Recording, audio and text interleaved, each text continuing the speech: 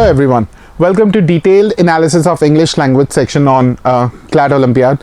Now आप सब लोगों ने ओलंपियाड अटेम्प्ट किया एंड आप सब लोगों ने बहुत सारे क्वेश्चंस आप लोगों के लिए ऐसे भी रहे होंगे जहाँ पे आपको डिटेल्ड सोल्यूशन की ज़रूरत है एंड आंसर्स की आपको ज़रूरत है. सो आज के हमारे इस सेशन में हम लोग जो भी 6 RCs आपने सॉल्व किए इंग्लिश लैंग्वेज पे उन सबको डिटेल में डिस्कस करेंगे. So let's begin with reading comprehension 1.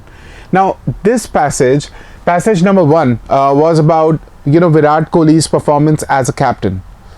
अगर आप यहाँ पे इस पैसेज में ऑथर का आर्ग्यूमेंट का एक स्ट्रक्चर देखें तो जो मेन आर्ग्यूमेंट है ऑथर का वो यही है कि Virat Kohli is a very good batsman, but as a leader he needs someone who can hold his hands and make him win some important series. Although ऐसा नहीं है कि विराट कोहली के लीडरशिप में हम सीरीज़ नहीं जीते हैं, एक सीरीज़ जीते. बट देन अगर मेजर इवेंट्स की बात करें, मेजर ICC इवेंट्स की बात करें तो विराट कोहली ने कुछ ज़्यादा परफॉर्म नहीं किया. This is what this entire passage says. Author का आर्ग्यूमेंट यहाँ पे ये है. सो फर्स्ट पैराग्राफ में ऑथर ने थोड़ा सा बैकग्राउंड इन्फॉर्मेशन दिया कि विराट कोहली की परफॉर्मेंस से English commentators were blown away and exactly 48 hours later BCCI ने मिस्टर धोनी को अपॉइंट किया एंड ये अनाउंसमेंट किया कि T20 वर्ल्ड कप के लिए जो है मिस्टर धोनी एज मेंटोर की तरह रोल प्ले करेंगे. फिर नेक्स्ट अगर कुछ पैराग्राफ्स में देखें तो यहाँ पे ऑथर ने विराट कोहली के कुछ ड्रॉबैक्स हमको कुछ स्किल्स के बारे में डिस्कस किया है जहाँ पे वो शायद अप्रोप्रिएट नहीं है या फिर he is lacking some skills, ऐसी कुछ बात कही है. एंड उसके बाद फिर सेकेंड हाफ में अगर हम लोग देखें तो ऑथर अगेन यहाँ पे एक कमेंट ओपिनियन बनाते हुए दिख रहा है कि विराट कोहली अगर हम लोग मैच की बात करें सो जैसे जैसे इंग्लिश बैट्समैन के विकेट्स जाते रहे the pressure was being relieved off mister Kohli. But then overall जो ऑथर का आर्ग्यूमेंट है that is still the same कि mister Kohli is a great batsman but he lacks leadership skill. So इसी पे ही first question हमको यहाँ पे दे रखा है. ना first question says which of the following is appropriate title to the passage. अगर आप यहाँ पे ऑप्शंस A, C देखें तो ऑप्शन A एंड C इन दोनों में ही the author is talking about or probably these two options say that Virat Kohli is a great leader. अगर options A and C देखें तो ये दोनों ही options कह रहे हैं कि Virat Kohli is a great leader, which contradicts the opinion stated by author in the passage. So ये दोनों ही options यहाँ से हट गए. अगर हम लोग option D देखें, time to take the guard has come. So ये केवल इतना बोल रहा है कि विराट कोहली से अब कैप्टनसी छीनने का टाइम जो है आ गया. लेकिन पूरे पैसेज में कहीं पर भी ऐसा नहीं कहा हुआ कि विराट कोहली से कैप्टनसी हम लोग छीन रहे हैं या फिर the time has come to strip him off the captaincy. So option D is again a little off track. This is not something which is discussed in the passage. Option B अगर देखें Virat Kohli, a great player who lacks great leadership, is exactly the same that is stated in the argument for you. So इसका जो correct answer है वो रहेगा option B. अगर हम लोग सेकेंड देखें क्वेश्चन नंबर 2 क्या बोल रहा है? Each of the following as given in the passage cast doubt on Kohli's leadership. Now this is one question जहाँ पे आपको शायद इसकी रिक्वायरमेंट होगी एक्सप्लेनेशन की. सो यहाँ पे 3 ऑप्शंस ऐसे हैं जो विराट कोहली की लीडरशिप स्किल्स के बारे में या फिर हम कह सकते हैं कि विराट कोहली की जो लीडरशिप स्किल्स हैं उस पर क्वेश्चन उठा रहे हैं. सो फर्स्ट बोल रहा है failure to perform decisively and deliver a trophy during major ICC events. ये तो एग्जैक्टली पैसेज में भी कहा हुआ है. So this is one reason why alternate captain or other peoples are being considered. So एक ये रीज़न है जिसके बारे में बात की हुई है. Availability of alternative captain who has proved himself as all format player. Rohit Sharma के बारे में ये बात कही हुई है पैसेज में. But then you need to understand just because मेरा सब्स्टिट्यूट अवेलेबल है, that does not mean I am a bad player. So even though it's a fact that is stated in the passage, but then ये fact जो है मेरी ability पे doubt raise नहीं कर रहा. So availability of an alternative captain who has proved himself as all format player is going to be my answer. अगर option C देखें, non formation of group of key players, जो कि करना चाहिए था. Again this is one reason जो उसकी captaincy पे डाउट्स रेज कर रहा है. Absence of efforts to develop alternative leadership for the team. So alternative leadership develop करने के लिए विराट कोहली ने कोई स्टेप्स नहीं उठाए. That proves that he is not an able captain. So A, C and D, all three raised doubts about his captainships or his leadership skills. Option B is your answer. अगर question number 3 देखें, which of the following can be inferred from the passage? अगर इसकी बात करूं, India hasn't won any major series under Virat Kohli's leadership. नहीं, ऐसा नहीं है. Close answer option है, लेकिन गलत है. यहाँ पे ऐसा नहीं है कि विराट कोहली के रीन में या फिर लीडरशिप में हमने कोई सीरीज मेजर सीरीज नहीं जीती. पैसेज में भी ऐसा कहा हुआ है. सो ये गलत है. Rohit Sharma will be a better captain as he has proved his batting skills in all formats. So Rohit Sharma has performed well. That does not mean he is going to perform well as a captain, although he has proved his mettle. But then Rohit Sharma will be a better captain as he has proved his batting skills in all format. ये statement जो है it's a little assertive statement जिसके बारे में हम लोग sure नहीं हो सकते. Virat Kohli has struggle to achieve success as a captain is something that is being discussed in the entire passage. With M S Dhoni by his side, Virat Kohli will be able to lead. Again एक ऐसा statement है जो थोड़ा सा assertive है. So B and D इन दोनों को eliminate करते हैं. The correct answer is option C. Question number 4 देखते हैं. Which of the following most appropriately summarizes the passage? अब यहाँ पे पैसेज का 1.5 लाइन्स में हमें समरी देना है. सो ऑप्शन ए बोल रहा है BCC appoints Dhoni as mentor of Indian side for upcoming T20 world cup. Close answer option, but incorrect. क्यों? क्योंकि यहाँ पे विराट कोहली वाला जो पार्ट है वो मिसिंग है. सो even though Dhoni is being, Dhoni has been appointed as mentor for upcoming T20 World Cup, but then Virat Kohli वाला जो पार्ट है वो पार्ट यहाँ पे मिसिंग है. Option B, Dhoni's inclusion as mentor is huge boost to Virat Kohli and finishers in T20 World Cup squad. So passage is not about MSD. Mahendra Singh Dhoni के बारे में passage नहीं है. The passage is about Virat Kohli. So again, option B is eliminated. Option C बोल रहा है although Virat Kohli is a very good batsman, he lacks leadership skills and needs a mentor. So यही reason था why MSD was appointed as mentor for upcoming T20 World Cup. Hence option C is pretty close. तो हम एक बार इसको रखते हैं. Let's look at option D. Kohli needs to figure out a common suitable strategy as all his players are different individuals. Now ये argument को ही एक अलग लेवल पे लेके जा रहा है. The argument is not about finding a suitable strategy for everyone, but the argument is about Virat Kohli's leadership skills. इसीलिए ऑप्शन डी भी गलत है. The correct answer is option C. अगर क्वेश्चन नंबर 5 देखें तो क्वेश्चन नंबर 5 बोल रहा है it can be inferred from the passage that author's attitude towards Kohli's captaincy might be described as. Author का एटीट्यूड कैसा है? मॉरली क्वेश्चनेबल नहीं. ऑथर इज गिविंग फैक्ट्स, काफ़ी सारी चीज़ों को एनालाइज किया है. So morally questionable is something that will have to avoid. Shockingly awful, ये जो वर्ड है shockingly and awful, again suitable नहीं है बिकॉज थरो इवैल्यूएशन दिया हुआ है पूरे पैसेज में. So morally questionable, shockingly awful, ये दोनों ऑप्शंस हट गए. If you look at furiously obnoxious, now furiously obnoxious is rude. तो कहीं पर भी ऑथर ऐसा रूड एटीट्यूड नहीं शो कर रहा है. इनफैक्ट ऑथर ने तो बीच बीच में ये भी कहा हुआ है कि रोहित शर्मा को भी कैप्टन बनाना इतना आसान नहीं होगा बिकॉज विराट कोहली के क्रेडेंशियल्स जो है वो इतने अच्छे हैं एंड ये डिसीजन लेना इतना आसान नहीं होगा. सो अगर आप देखें तो यहाँ पे ऑथर जो है वो कंप्लीटली ऑब्जेक्टिव है. सो अनइमोशनली objective is something that I'll go for. So the correct answer is option D. So the next question is, taking context from the passage, match the words on the left with their correct meanings on the right. So यहाँ पे हमारे पास on left we have 4 different words and right side में उनके meaning से हमें match करना है। हम लोग देखते हैं फ्रेंजीड इज शोइंग ग्रेट और अनकंट्रोलेबल एक्साइटमेंट। सो 1 का बी के साथ जा रहा है।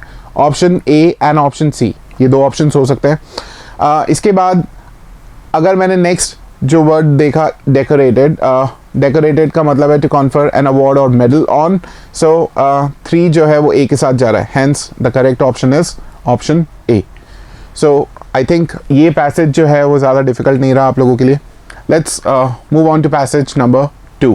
सो द नेक्स्ट पैसेज, अब ये अगर हम लोग पैसेज देखें तो इस पैसेज में ऑथर एक ओपिनियन दे रहा है किसके ऊपर, सोशल मीडिया कंपनीज के ऊपर, कि किस तरीके से आर्बिट्रेरली वो वर्क करते हैं एंड यू नो उनके हिसाब से रूल्स फ्रेम करते हैं और ऐसा क्यों हो रहा है एंड हमें क्या करना चाहिए। सो एक इंसिडेंट यहाँ पे दिया हुआ है। अदनान काकर जो कि हिंदू उर्दू लैंग्वेज पाकिस्तानी ब्लॉग हम सब के एडिटर है एंड उन्हें पता चला कि उनका फेसबुक ब्लॉक कर दिया। क्यों?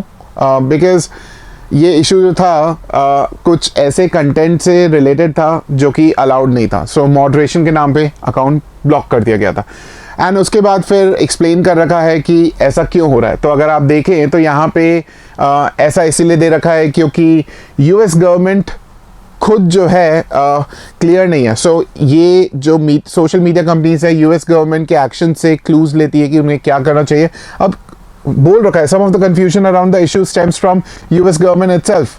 तो यूएस गवर्नमेंट के एक्शंस जो है वो कंफ्यूजिंग है एंड इसी वजह से जो डिसीजंस हैं वो भी आर्बिट्रेरली लिए जा रहे हैं। एंड इसके बाद फिर आपको बता रखा है कि किस तरीके से ट्विटर और फेसबुक के मॉडरेशन पॉलिसीज में डिफरेंस है।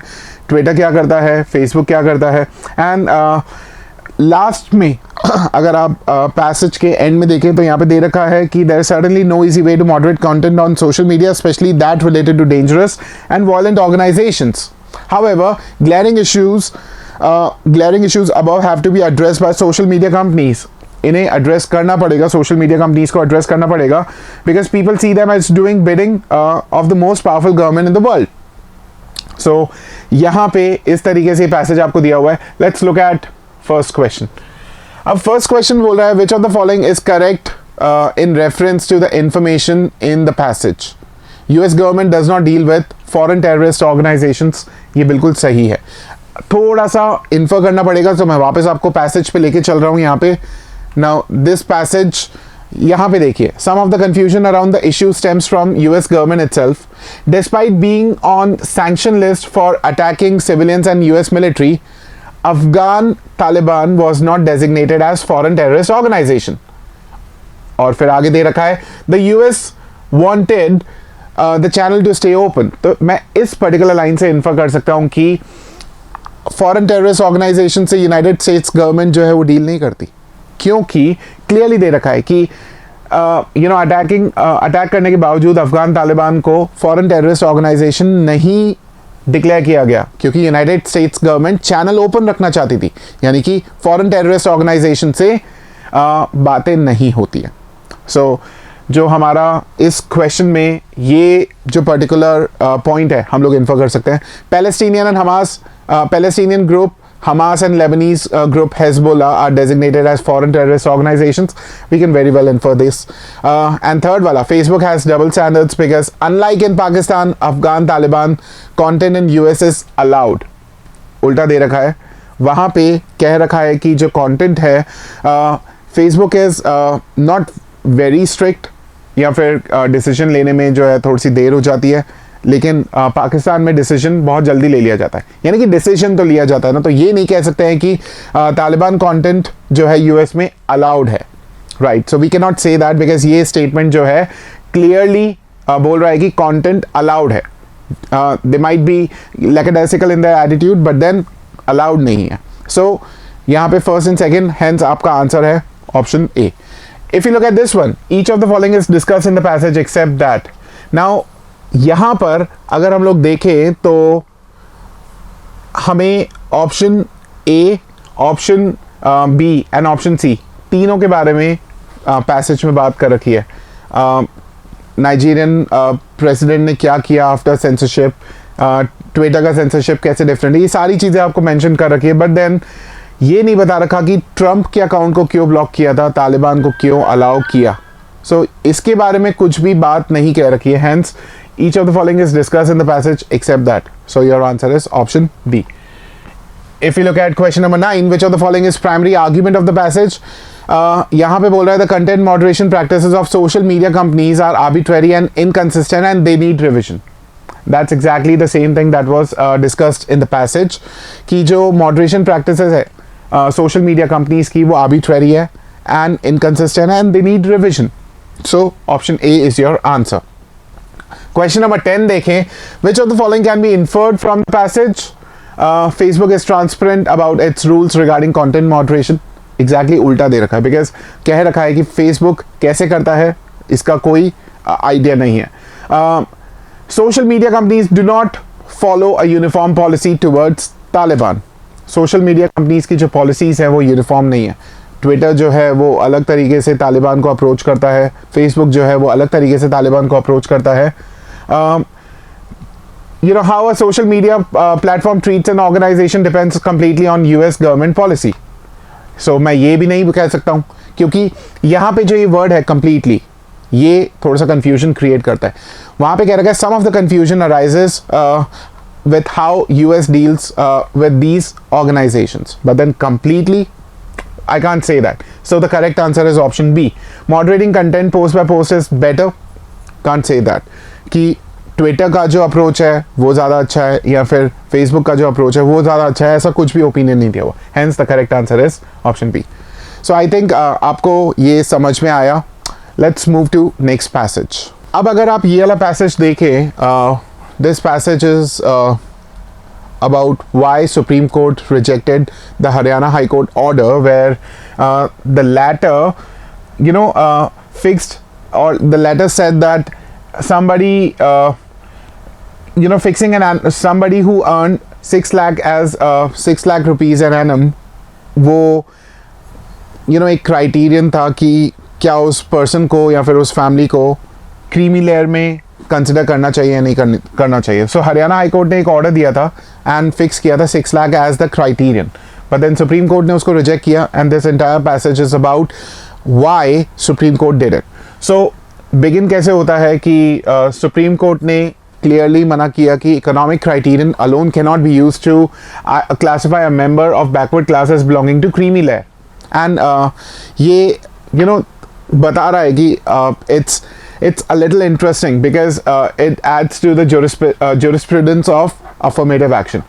फिर हमें थोड़ा सा बैकग्राउंड इन्फॉर्मेशन दे रहा है कि पहले क्या हुआ करता था एंड कैसे उसे चेंज किया गया एंड फिर एक कंसेप्ट लेके आया गया क्रीमी लेयर का। एंड यहाँ पे फिर आपको दे रखा है the union government has unreservedly accepted creamy layer rule and formulated criteria.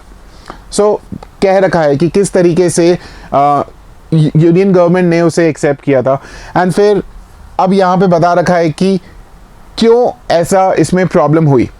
सो इसी के बेसिस पे कुछ क्वेश्चन है आपके सामने। So question number 11, by taking reference from passage it can be said that Supreme Court's decision to introduce the concept of creamy layer. अब आप अगर देखें तो चारों ऑप्शंस एक्सेप्टेड है। सो हमें किसके बेसिस पे डिसाइड करना है? Willingness, suspiciousness, caution and conditions के बेसिस पे। The correct answer is option A, willingness, because यहाँ पे आपको क्लियरली कह रखा है कि many support the formulation that once a caste is accepted as basis for determining backwardness, there is nothing wrong in excluding the affluent among the eligible castes. Union government has unreservedly accepted the creamy layer rule. So हम लोग कह सकते हैं कि this particular rule is accepted with willingness. So next question है, which of the following can be inferred from the passage? अब यहाँ पे ऑप्शन ए जो है वो थोड़ा सा क्लोज है। बोल रहा है कि prior to judgement in Indira Sawhney benefits of reservation were available to all people of India. Now it was not benefit of reservation was not available to all people of India, rather we can say benefit of reservation was available to all people belonging to the backward class which was classified as such. So ये इसकी वजह से option A जो है थोड़ा सा गलत हो गया। अगर मैं ऑप्शन डी देखूं, post Supreme Court judgement in Indira Sawhney backward classes receiving reservation did not have the more privileged among them, बिल्कुल सही बात है। सो क्रीमी लेयर का कंसेप्ट ही यही कहता है कि जो बैकवर्ड क्लास में मोर प्रिविलेज्ड है उन्हें हटाओ। सो इंदिरा साहनी केस के बाद क्रीमी लेयर का कंसेप्ट आ गया and backward classes did not have the more privileged among them receiving benefits. So the correct answer is option D. Question number 13 देखें तो क्या बोल रहा है, यहाँ पे बोल रहा है taking reference from passage which of the following is true. यहाँ पे अगर आप देखें तो रोहन जो है वो IPS officer, Rohan, an IPS officer belonging to caste eligible for reservation benefits, can have reservation benefits for his son. So he is, मतलब the position that he holds makes him the more privileged among backward classes. So obviously ये जो है सही नहीं है। Haryana High Court order fixing 6 lakhs as sole criterion for reservation is as per law. Supreme Court ने इसको reject किया। Third बोल रहा है Mohan is eligible for reservation benefits as his father belonging to an eligible caste has agricultural property under prescribe limit. तो जितनी prescribe limit है उसके नीचे है, hence option B is your answer. I hope आपको समझ में आया। So next question, which of the following is primary purpose of the author. थोड़ा सा ट्रिकी है। फर्स्ट ऑप्शन क्या बोल रहा है, to describe how an error in high court order can be overcome. Objective ये नहीं है कि हाई कोर्ट की इस एरर को जो जजमेंट में रिफ्लेक्ट करती है कैसे ठीक किया जा सके। रादर ऑथर हमें सुप्रीम कोर्ट ने हाई कोर्ट के ऑर्डर को रिजेक्ट क्यों किया वो बता रहा है। So to account for supreme court decision overturning the high court ruling, close answer option है। डी बोल रहा है to understand supreme court's point of view on concept of creamy layer, ये भी क्लोज आंसर ऑप्शन है। But then supreme court का point of view क्या है on concept of creamy layer, ये जानना हमारा ऑब्जेक्टिव नहीं है। ऑब्जेक्टिव है सुप्रीम कोर्ट ने हाई कोर्ट के ऑर्डर को क्यों रिजेक्ट किया, hence option C is your answer.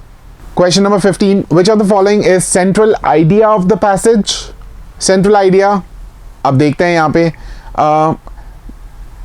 Option D देखिएगा, द सुप्रीम कोर्ट रिजेक्ट, क्योंकि सेंट्रल आइडिया पर्पस जो है दे गो हैंड इन हैंड, तो उसी के आसपास होना चाहिए। देखिए the supreme court rejects Haryana high court order allowing for reservation benefits solely on economic basis. So purpose भी यही था कि सुप्रीम कोर्ट ने क्यों रिजेक्ट किया, एंड ऑप्शन डी भी यही बता रहा है, hence option D is your answer. So I hope आपको ये पैसेज समझ में आ गया एंड किस तरीके से इसके आंसर्स आइडेंटिफाई करने थे। Let's move to next passage. अब ये वाला जो पर्टिकुलर पैसेज है is about 3 countries, US, UK and Australia.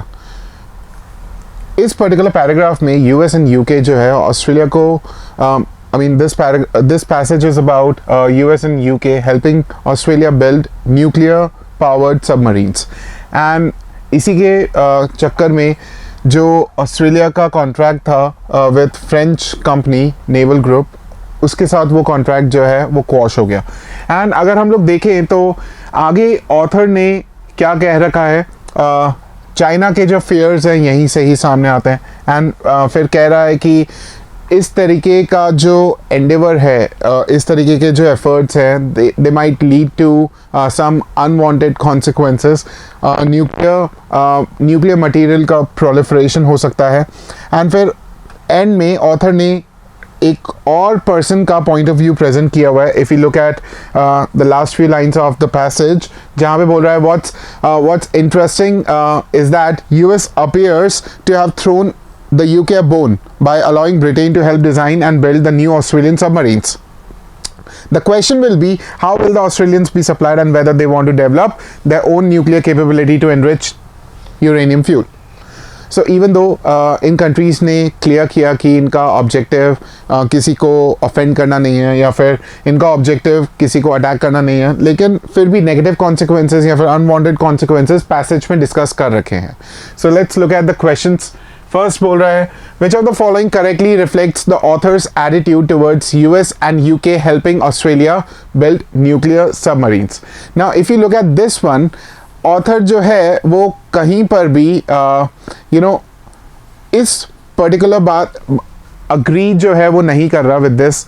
अगर हम लोग देखें तो कॉशियसली ऑप्टिमिस्टिक, ऑप्टिमिज्म जो है एक पॉजिटिव वर्ड है। पैसेज में जो ऑथर के स्टेटमेंट्स हैं उन स्टेटमेंट्स को देख के हम लोग कह नहीं सकते हैं कि he is optimistic. Positive and appreciating, again it's a positive tone, तो जो पैसेज के साथ जाने रही है। Mild acceptance and suspicious yet unclear.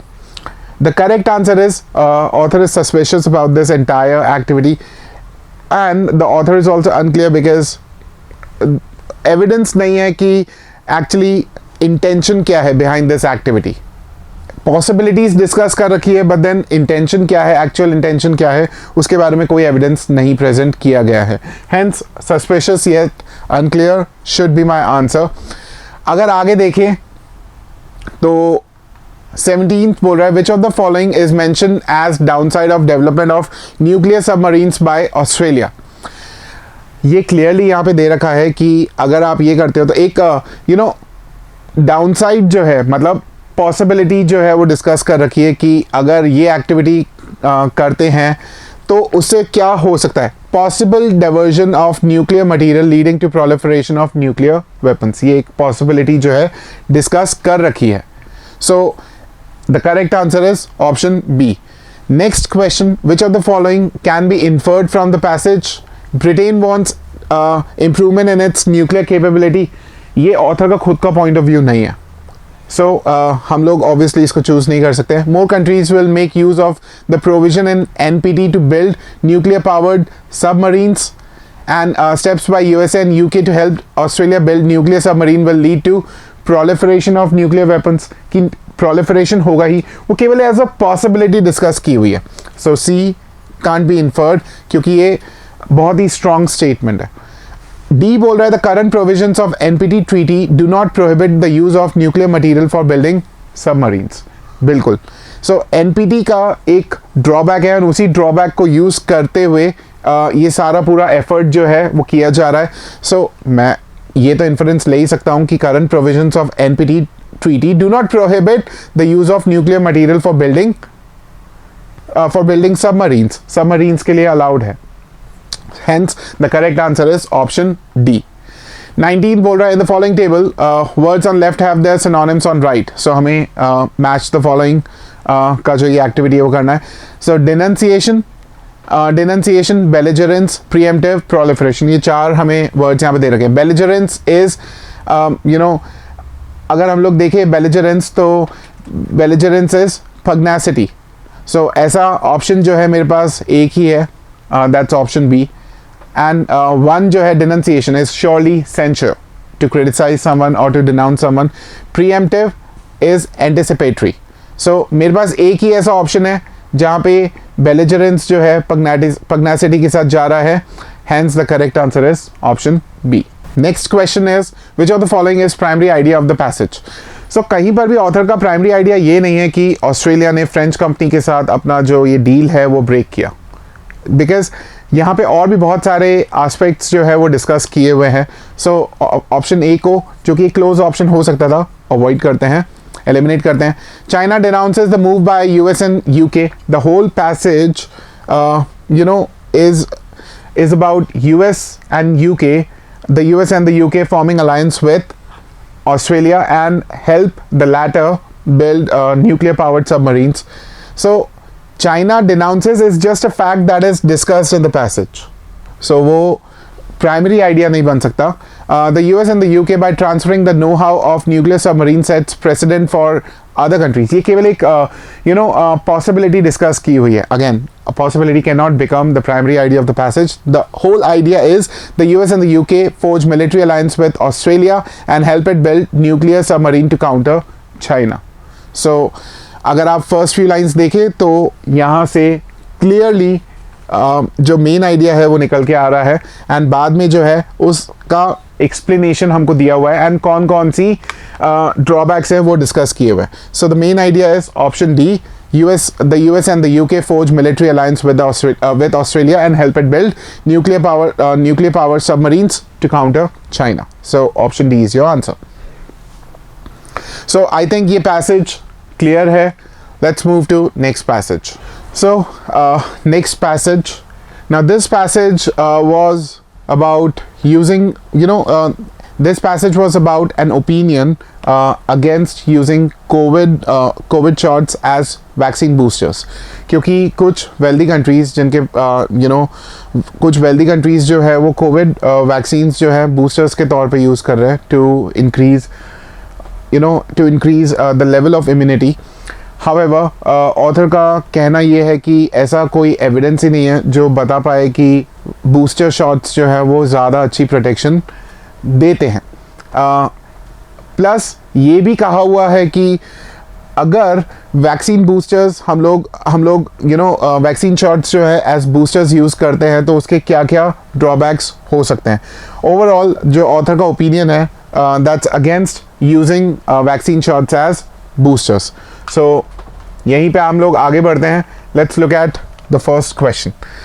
So this question says the author states which of the following against providing for booster dose. अब ऐसे कौन कौन से arguments presented है passage में, हमें वो ढूंढना है. So lower rate of vaccination in poorer countries as compared to that in high income countries. ये तो author ने कहा ही है कि हमें vaccine shots को as booster use नहीं करना है. Why? Because poorer countries में वैक्सीनेशन रेट जो है बहुत कम है. So this is one reason जो ऑथर दे रहा है. एंड इसके बाद the fully vaccinated are protected even months after vaccination and that is another reason why we should not use vaccine shots as boosters. क्योंकि फुली वैक्सीनेटेड जो है उनका इम्यूनिटी लेवल वैसे ही हाई है. There are vaccine patents leading to restricted. Now this point argument in point 3 is not related to what is asked in the question. Hence your answer is option C, 1 and 2. Question number 22 क्या बोल रहा है? On the basis of information provided in the passage, the author will agree with which of the following? All vaccines except Sinopharm and Sinovac are very effective against the virus. Even though Sinopharm and Sinovac के बारे में बात की हुई है, but then ऐसा कहीं नहीं किया हुआ कि इन दोनों को छोड़ के बाकी सारी जो है बहुत इफेक्टिव है. Severity of vaccine shortage is likely to amplify with booster shots. So इससे ऑथर जो है अग्री करता हुआ दिखाई दे रहा है. Severity of vaccine shortage is likely to amplify with booster shots. Vaccine shortage जो है, अगर हम लोग बूस्टर शॉट्स देने लगेंगे तो वैक्सीन शॉर्टेज जो है वो और बढ़ती जाएगी. Manufacturing of vaccine can be boosted in short term. ऐसा इसका बिल्कुल ऑपोजिट जो है पैसेज में दे रखा है. एंड डी तो बिल्कुल आर्ग्यूमेंट के अगेंस्ट ही जा रहा है कि बूस्टर शॉट्स जो है are required even when a person is fully vaccinated. Hence the correct answer is option B. फिर देखते हैं which of the following is primary idea of the passage. A बोल रहा है as COVID infections again rise in the US it has started a programme for vaccine boosters.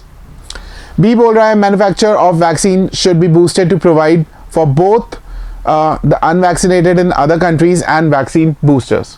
So ये vaccine boosters को support कर रहा है. That means जो argument के बिल्कुल अगेंस्ट जा रहा है. सी बोल रहा है providing vaccine booster to the fully vaccinated without evidence supporting the same is not recommended. It is just mentioning a particular part that is discussed in the passage, so it can't be called primary idea of the passage. क्योंकि ये बोल रहा है कि vaccine booster जो है without evidence नहीं लेने चाहिए. तो दैट वाज वन आर्ग्यूमेंट जो ऑथर ने रखा था टू ओपिन दैट हमें वैक्सीन शॉट्स को एज बूस्टर यूज नहीं करना चाहिए. इसीलिए ऑप्शन सी जो है यहाँ पे गलत है. ऑप्शन डी बोल रहा है vaccine should be diverted to the vulnerable in other countries before utilising them as booster shots.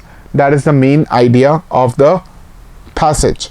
So the correct answer is option D. Next question. Which of the following can be answered on the basis of information given in the passage? What tests were conducted to find out about the efficacy? इसके बारे में कुछ information नहीं है. Why do vaccine induced antibody levels wane after several months? इसके बारे में भी कोई information नहीं है. When can a person be recommended a booster shot of vaccine? कुछ ऐसे specific instances यहाँ पे ज़रूर mention किए हुए हैं passage में जहाँ पे booster shot शायद recommended हो but not to everybody. So option C का आंसर हमें definitely मिलता है. Hence option C is your answer. And which of the following strengthens the case for postponing vaccine boosters and diverting shots to the vulnerable in the developing world? इसका अगर आप देखें, हम लोगों ने बोला कि लोग जो है ऑलरेडी फुली वैक्सीनेटेड है एंड उन्हें वैक्सीन बूस्टर की ज़रूरत नहीं है. That is the reason why we should divert the supplies to the vulnerable countries और countries where vaccine is not available. अब इसी को हमको स्ट्रेंथन करना है. स्ट्रेंथन क्या बोल के करेंगे कि कोविड-19 के जो सर्जिंग लेवल्स हैं डेवलपिंग वर्ल्ड में, वो उनके लिए भी खतरा है जो फुली वैक्सीनेटेड है in developed world. So surging COVID-19 levels in developing world in absence of vaccine will foster the evolution of new variants which will put the vaccinated at risk. ये जो लोग fully vaccinated है वो भी उनके लिए भी एक risk बन जाएगा. So option B is providing you a good reason why we should divert vaccine shots to the vulnerable countries. Hence option B is your answer. So देखा आपने ये सारे क्वेश्चंस का आई होप आपको एक्सप्लेनेशन भी समझ में आ गया होगा. Let's move to the next passage. Now this passage is about this passage is about debris and pieces of rockets that that encircle earth and उसकी वजह से क्या क्या प्रॉब्लम्स हो रही है या फिर आगे होंगी, इन सब के बारे में डिस्कस किया हुआ है. एंड यहाँ पे ये भी बता रखा है कि किस तरीके से हमने पहले ऐसी कोई प्रॉब्लम्स आई तो उसका सोल्यूशन ढूंढा. जैसे यहाँ पे ये बता रहा है history offers some lessons about how to operate safely in newly crowded domains. And फिर बता रहा है कि स्पेस ट्रैवल जो है उसके लिए all countries have to come together and कुछ ऐसा कॉमन प्लेटफॉर्म डेवलप करना होगा जो स्पेस ट्रैफिक जो है मैनेज कर रहा है. एंड इसी के बारे में क्वेश्चंस आपको दे रखे हैं. So let's look at the questions now. Question number 26 यहाँ पे बोल रखा है which of the following can be inferred from the passage. अब there are 1700 satellites in space that are launched by SpaceX. वो केवल एक साल का फिगर बताया हुआ था. हेंस वी कैन नॉट से option 1. some satellites in space are not claimed to be owned by anybody. We can definitely infer this option क्योंकि वहाँ पे कह रखा था कि कुछ सैटेलाइट्स ऐसे हैं जिनके बारे में कोई भी कंट्री क्लेम नहीं करती है. तो ये जो है ये इन्फर किया जा सकता है. US Space Command maintaining spacetrack.org is part of US military organization. This is this option can again be inferred from the passage. Hence the correct answer is B. 27 देखते हैं. The author mentions a 5 mm wide hole in one of the International Space Station's robotic arms too. So ये particular information रखने के पीछे author का intention क्या था. Author wanted to warn about the undesired consequences अगर इस पर्टिकुलर सिचुएशन को रोका नहीं गया तो. So to underscore the need to design a policy for regulating space traffic is why this particular thing was mentioned. So the correct answer is option A. Let's look at question number 28. Why the author gives evidence of successfully managing the crowded skies due to aviation boom. So ये जो aviation वाला जो particular point author ने mention किया था उसका reason क्या था. author was actually arguing कि किस तरीके से पहले भी ऐसी एक सिचुएशन आई थी एंड उस सब लोग साथ में मिले एंड उस सिचुएशन को या फिर उस प्रॉब्लम को एड्रेस किया गया. सो अभी भी ये जो पर्टिकुलर इंस्टेंस ऑथर ने यहाँ पे मेंशन किया है वो यही आइडिया प्रमोट करने के लिए मेंशन किया है कि हमें आगे देखना चाहिए. सो सारी कंट्रीज़ को साथ में आना चाहिए एंड एक कॉमन प्लेटफॉर्म बनाया जाए जो स्पेस ट्रैफिक को रेगुलेट करेगा. So the answer is option C. Question number 29. Which of the following is appropriate description of the passage. If you look at this one, यहाँ पे एक प्रॉब्लम डिस्कस कर रखी है. सो स्पेस ट्रैफिक की problem discuss कर रखी है एंड उसके बाद सॉल्यूशंस डिस्कस कर रखे हैं. हमको अलग अलग तरीक़ों से सॉल्यूशंस के बारे में बता रखा है. सो हिस्ट्री के कुछ इंस्टेंसेस को मेंशन करना was also a part of strategy. So a problem is stated followed by solutions. Boy should be your answer. Which of the following is primary argument of the author?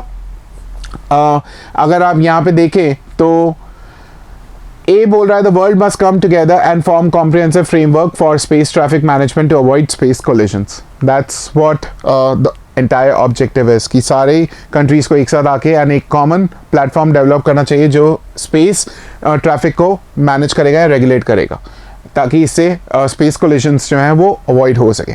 So option A is your answer. So I hope ये जो पूरा analysis session रहा आपके लिए काफ़ी interesting रहा होगा. Stay tune to this analysis video. आगे आपके साथ और भी जो सेक्शंस है हम लोग डिटेल मैनर में डिस्कस करने वाले हैं. Thank you so much. You all have a wonderful day.